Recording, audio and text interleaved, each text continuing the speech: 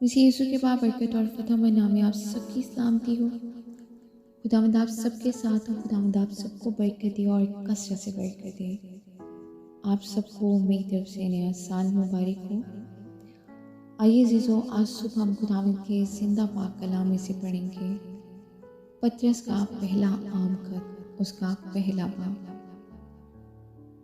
चुनाचे हर बशर घास की मानंद है और उसकी सारी शान शौकत घास के फूल की मानंद।